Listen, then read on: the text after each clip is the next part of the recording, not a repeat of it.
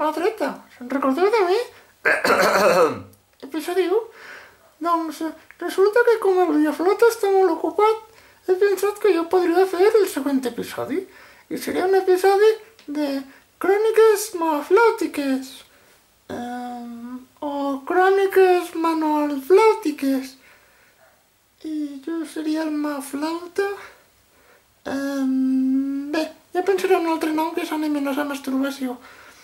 Així que vinga, comença. Salutacions manoflàutiques. Tu?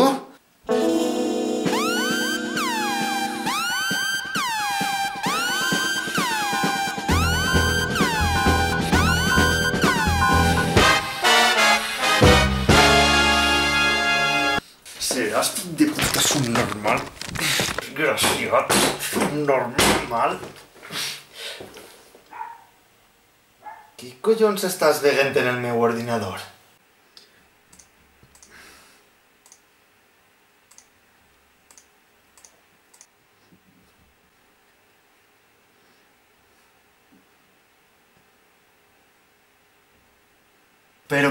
Però seràs porc de merda?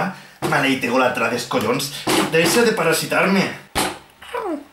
Així l'únic paràsit ets tu! Jo faria les coses millor! No t'escaparàs, maleït!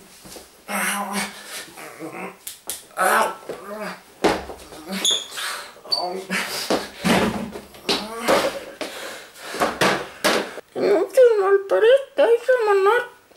Sí, a veuràs. Maleït exhibicionista de merda! Tren!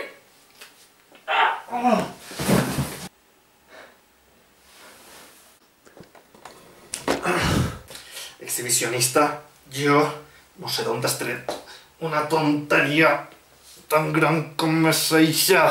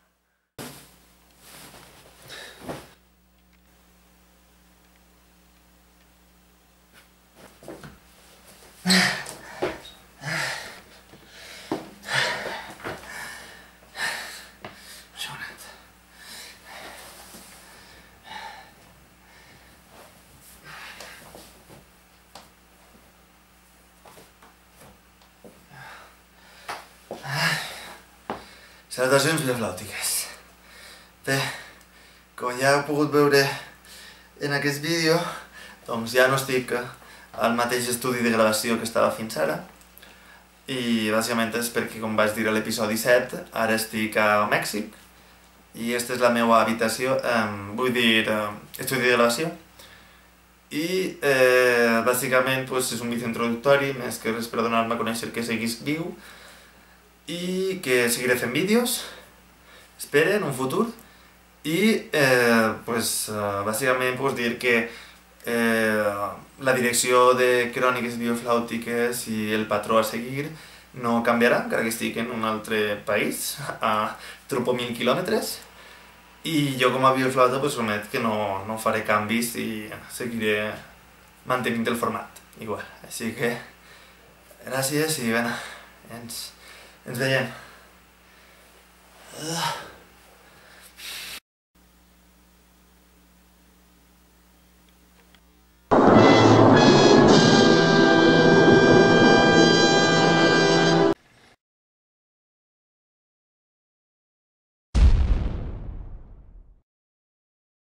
benvinguts al racó del bioflauta, on tractarem temes tan interessants com per què portar una sudadera quan fa un calor que te cagues i una gorra en un espai tancat.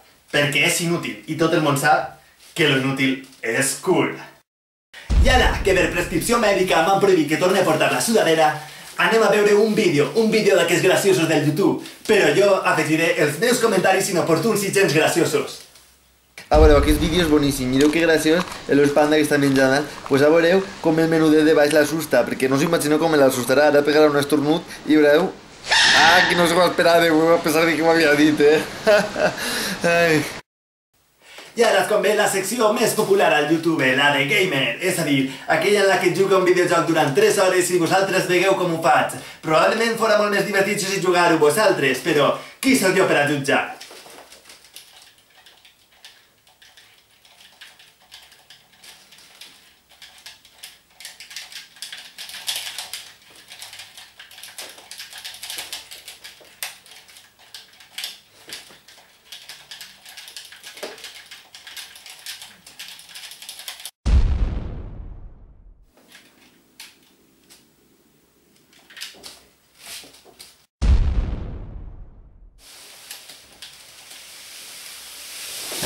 I ara, per supost, arriba el moment que tots estàveu esperant.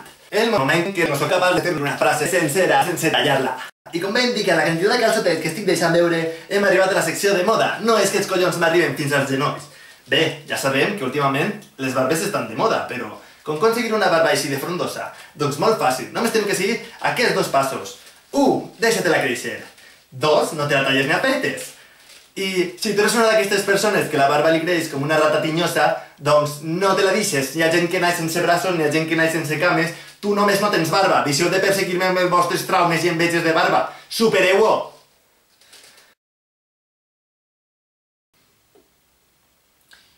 Benvinguts al moment de misteri i conspiranoia. Avui tractarem un tema molt interessant. Per què els ous sempre els venen de 6 en 6? És a dir, o bé 6 en una caixa, o bé 12. És que les gallines posen els ous de 6 en 6?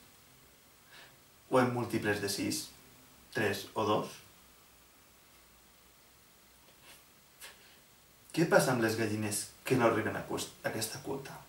A la quota dels 6 ous? I què es fa dels ous sobrants? És a dir, aquella gallina que posa més de 6 ous, què se'n fa dels ous? És una pregunta molt interessant. I la resposta no és altra que extraterrestres. És ben sabut, segons nombroses fonts, que aquests ous de les gallines que posen més de 6 ous, i inclús les gallines que no arriben a la quota, serveixen per engreixar les arques del grup Willkommen, que no és altre que la tapadera per on actuen els salamandrians. Sí, els salamandrians, aquesta raça híbrida del planeta Ku Klux Ganímedes, que esclavissa la humanitat.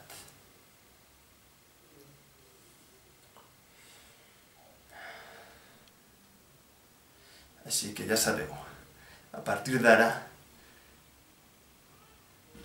no consumiu res de cap animal ovípar.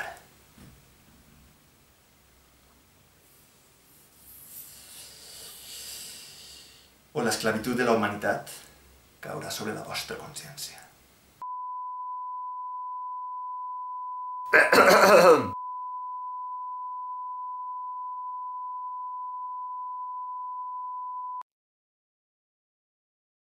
I per aquells que vulguin posar-se en forma, arriba el mètode revolucionari que posa a treballar eixe cos i fa que desenvolupes musculatura. I ara mateix us parlaré d'aquest mètode revolucionari mentre faig poses totalment antinaturals per tal de mostrar la meva musculatura contreta.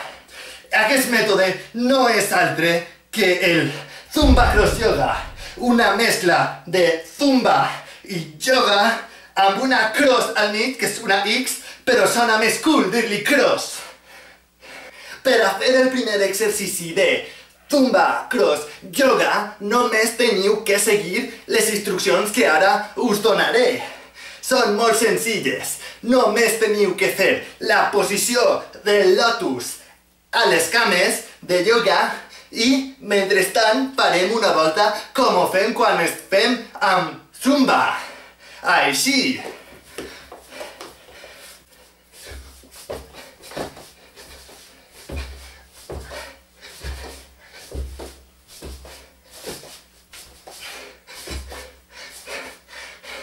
Si després de la primera sèrie no teniu les cames per a emputar, doncs realitzeu 3 sèries més.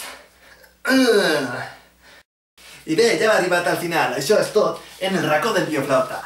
Ja sabeu que podeu veure tots els altres meus vídeos al canal Bioflauta. I ja sabeu, si us ha agradat, like i subscribe. Like i subscribe. Like i subscribe. Like i subscribe.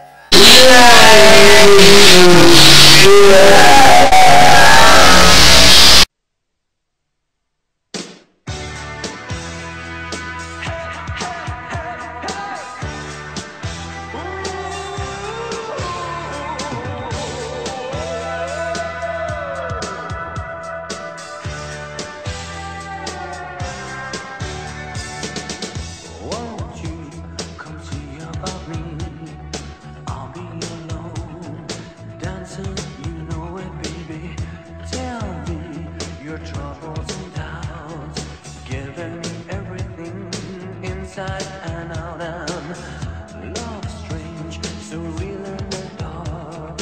Think of the tender things that we were working on. Slow change may pull us apart. When a life gets into your heart, baby, don't you forget about me.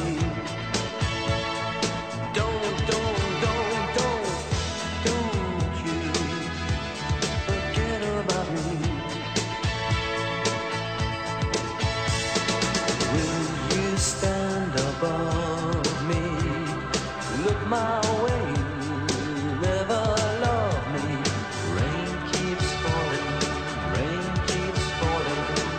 down, down, down. Will you recognize me? Call my name or walk on by. Rain keeps falling down.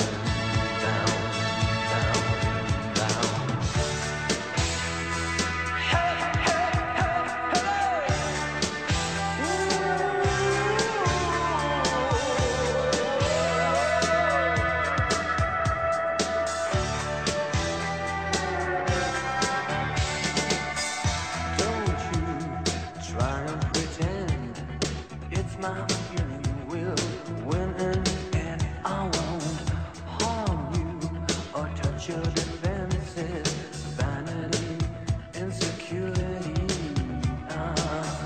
Don't you forget about me. I'll be alone, dancing